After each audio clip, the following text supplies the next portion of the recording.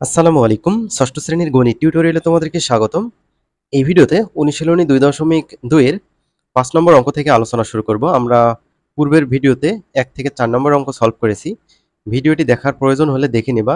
এই ভিডিওর ডেসক্রিপশন বক্সে প্লেলিস্টের লিঙ্ক দেওয়া আছে। তো ৫ নম্বর অঙ্কটা পড়া যাক। বলা হয়েছে, একটি স্কুলে শিক্ষার্থীর সংখ্যা ৫০০ জন। এর মধ্যে ছাত্রীর সংখ্যা ৪০% হলে ওই স্কুলের ছাত্র সংখ্যা নির্ণয় করো। ৫ নম্বরের সমাধান। তো এখানে সমাধান হিসেবে প্রথমেই লিখে নেওয়া হয়েছে শিক্ষার্থীর সংখ্যা ৫০০ জন এবং ছাত্রীর সংখ্যা ৪০%, অর্থাৎ যা দেওয়া ছিল সেগুলো প্রথমে লিখে নিতে হবে। এবার বলা হয়েছে যে ছাত্রীর সংখ্যা ৪০%। ৪০% মানে কি? ওই মোট ৫০০ জনের মধ্যেই ৪০%, তাই না? সো আমরা এখানে লিখতে পারি অতএব ছাত্রী সংখ্যা সমান ৫০০ জনের ৪০%। তো এখানে এর মানে কিন্তু গুণ। তো এর বদলে আমরা কি গুণ চিহ্ন দিয়েছি, আর এখানে হচ্ছে ৫০০ আর এখানে ৪০% মানে হচ্ছে ৪০/১০০। পার্সেন্ট উঠাই দিলে ১০০ দিয়ে ভাগ করতে হয়। এবার কাটাকাটি করব, তাহলেই হয়ে যাবে। এই দুটো শূন্য আর এই দুটো শূন্য আমরা কাটতে পারি। ৫-এর সাথে ৪০ গুণ করলে কত হবে? ৫ × ৪০ = ২০০ জন। তাহলে এই ২০০ জন হচ্ছে ছাত্রী সংখ্যা। মোট ৫০০ জনের মধ্যে ২০০ জন যদি ছাত্রী হয়, তাহলে ছাত্র হবে কতজন? ৩০০ জন। সো আমরা এভাবে বের করতে পারি ছাত্র সংখ্যা সমান মোট শিক্ষার্থী বিয়োগ ছাত্রী সংখ্যা সমান ৩০০ জন। এটাই হচ্ছে উত্তর। আশা করি বুঝতে পারছো। এবার হচ্ছে ৬ নম্বরটা দেখো। ডেভিড সাময়িক পরীক্ষায় ৯০০ নম্বরের মধ্যে ৬০০ নম্বর পেয়েছে। সে শতকরা কত নম্বর পেয়েছে? মোট নম্বর এবং প্রাপ্ত নম্বরের অনুপাত নির্ণয় করো। সাময়িক পরীক্ষার মোট নম্বর হচ্ছে ৯০০, ডেভিড পেয়েছে ৯০০-র মধ্যে ৬০০। সো এখানে আমরা লিখতে পারি যে ডেভিডের প্রাপ্ত নম্বর মোট নম্বর কত? ৯০০, সেটা নিচে দিতে হবে, আর প্রাপ্ত নম্বর হচ্ছে ৬০০, সেটা উপরে দিতে হবে। ৯০০ ভাগের ৬০০ ভাগ এত অংশ, এটা হচ্ছে ডেভিডের প্রাপ্ত নম্বরের মোট নম্বরের একটা অংশ। তো প্রথমেই শতকরা বের করতে বলছে। তো এই যে ৬০০/৯০০ শতকরা করব, সেক্ষেত্রে উপরে এবং নিচে ১০০ দিয়ে আমরা গুণ করব। ঠিক আছে? তো উপরের নিচে ১০০ দিয়ে গুণ করা হলো। তো নিচের একটা ১০০ আমাদের রাখতে হবে। ঠিক আছে?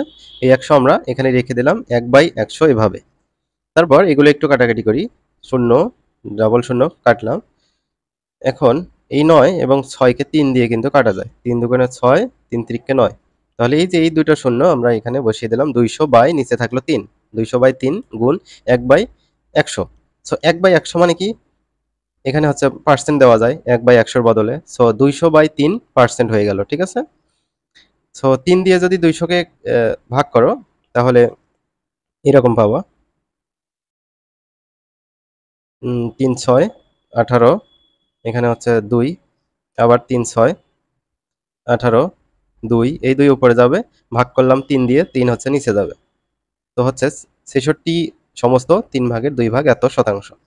তো শতকরা কত নম্বর পেয়েছে? শতকরা এত নম্বর পেয়েছে। এখন আমাদের বলছিল যে মোট নম্বর এবং প্রাপ্ত নম্বরের অনুপাত নির্ণয় করো। মোট নম্বর ও প্রাপ্ত নম্বরের অনুপাত দেখো। মোট নম্বর আমরা ৯০০ জানি, তারপর অনুপাত চিহ্ন দিলাম, আর হচ্ছে প্রাপ্ত নম্বর ৬০০, সেটা লিখছি। তো এখানে দেখো, অনুপাতের পূর্ব রাশি আর উত্তর রাশিকে ১০০ দ্বারা যদি ভাগ করি, তাহলে দুইটা শূন্য চলে যাবে। তো ৯ অনুপাত ৬ হবে। আবার যদি ৯ এবং ৬-কে ৩ দ্বারা ভাগ করি, ৩ তিরিকে ৯, ৩ দুগুণে 6 হবে। তো এটা আর একটা উত্তর। এবার ৭ নম্বর দেখো। মুসান্না বইয়ের দোকান থেকে একটি বাংলা রচনা বই ৮৪ টাকা ক্রয় করলো, কিন্তু বইটির কভারে মূল্য লেখা ছিল ১২০ টাকা। সে শতকরা কত টাকা কমিশন পেল? প্রথমেই আমরা লিখে নেব যে বইটির কভারে মূল্য লেখা ছিল ১২০ টাকা, আর বইটি কিনলো ৮৪ টাকা দিয়ে।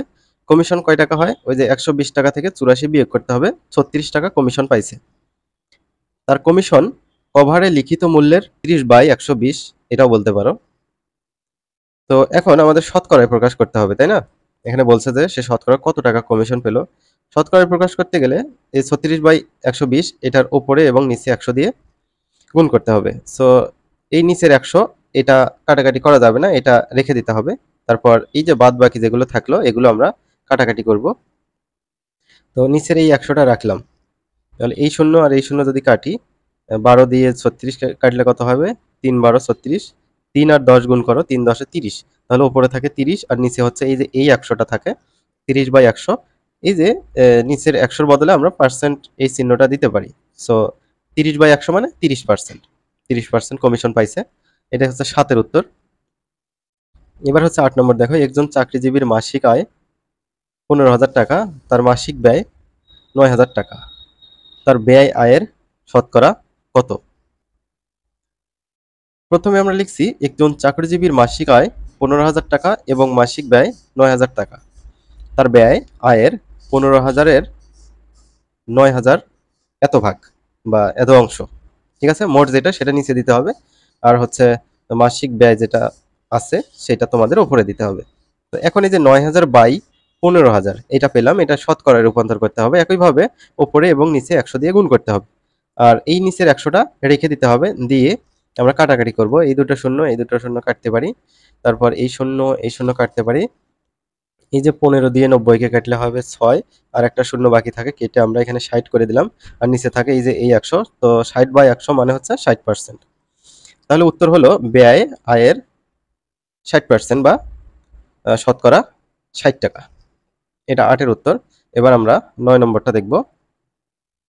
9 নম্বর বলছে শোয়েবের স্কুলের মাসিক বেতন 200 টাকা, তার মা তাকে প্রতিদিনের টিফিন বাবদ 20 টাকা দেন, তার প্রতিদিনের টিফিন বাবদ খরচ মাসিক বেতনের শতকরা কত?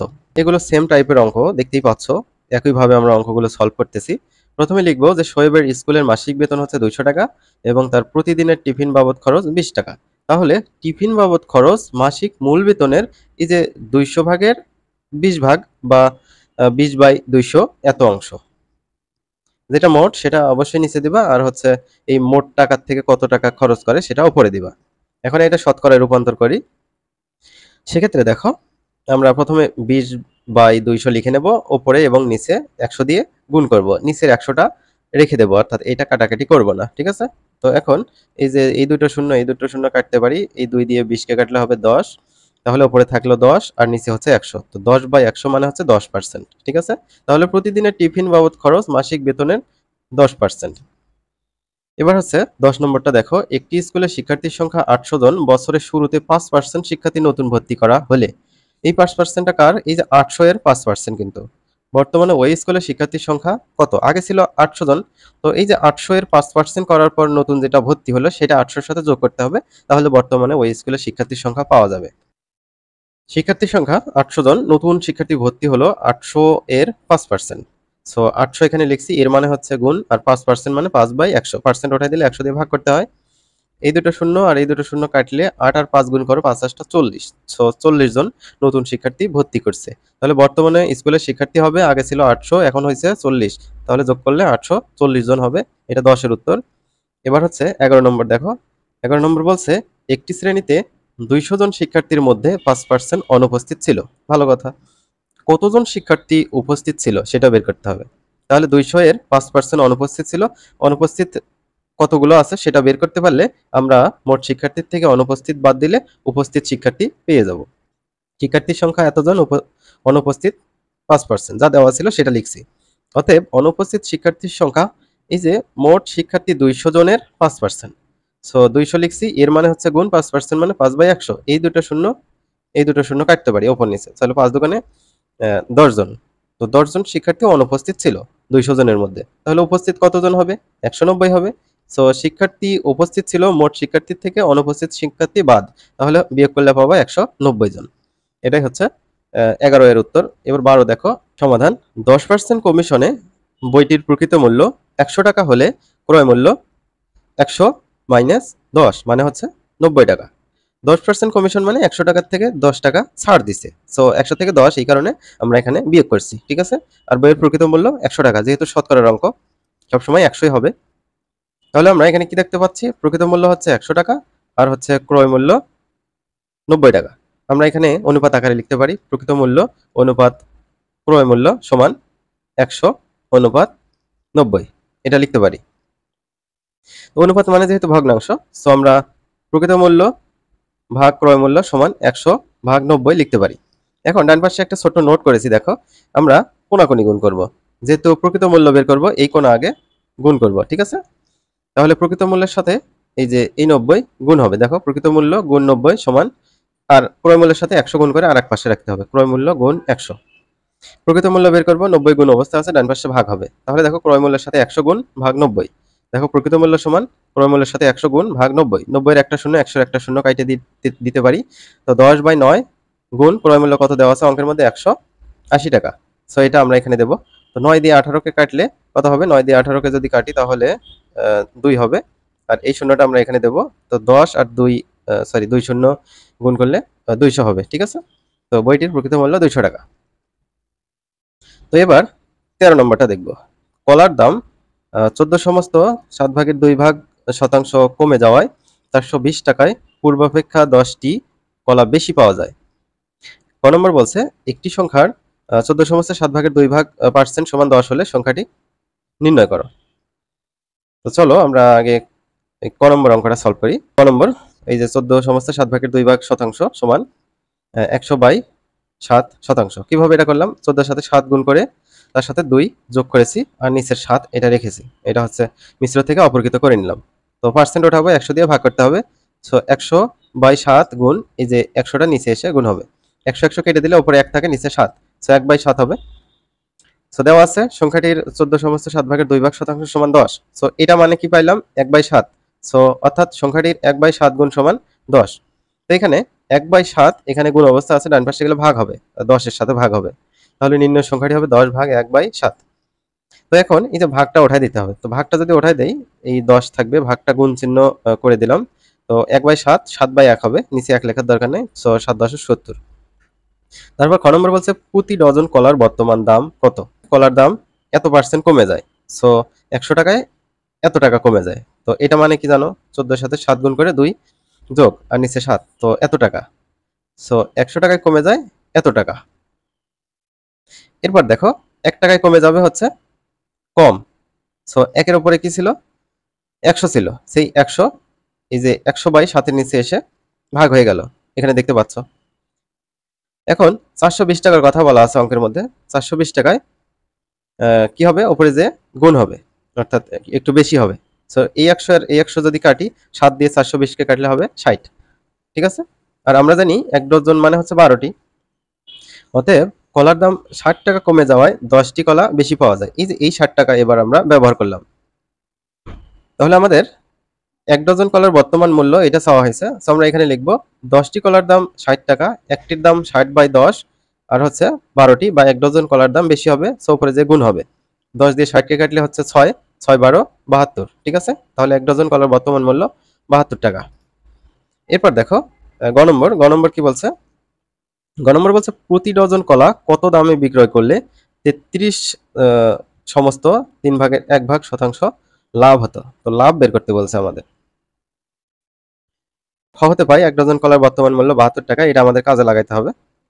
এবার দেখো এই যে 72 টাকার 33 সমস্ত 3/1 শতাংশ কত হবে। তো 3 33 99, তার সাথে 1 যোগ করো, কত হয় 100, আর নিচে হচ্ছে 3, 100/3 শতাংশ। তাহলে 72 টাকার এর মানে কি, এখানে গুণ চিহ্ন দিলাম, 100/3 এ পার্সেন্ট উঠাই দেবো, পার্সেন্ট উঠাই দিলে 100 দিয়ে ভাগ হবে। সো এই যে 3 এর সাথে নিচে এসে 100 গুণ হয়ে যাবে তখন। তো উপরের 100 আর নিচের 100 কেটে দেওয়া যায়। তাহলে এই যে নিচের 3 আর হচ্ছে উপরের 72 কাটাকাটি করলে হবে কত, 3 24 72, তাহলে 24 টাকা।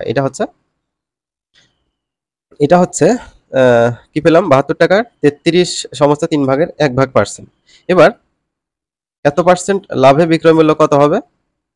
1 ডজন কলার বর্তমান মূল্য কত পাইছি, 72, তার সাথে এই যে এই 24 যেটা পাইছি সেটা যোগ করে দিতে হবে, তাহলে 96 টাকা।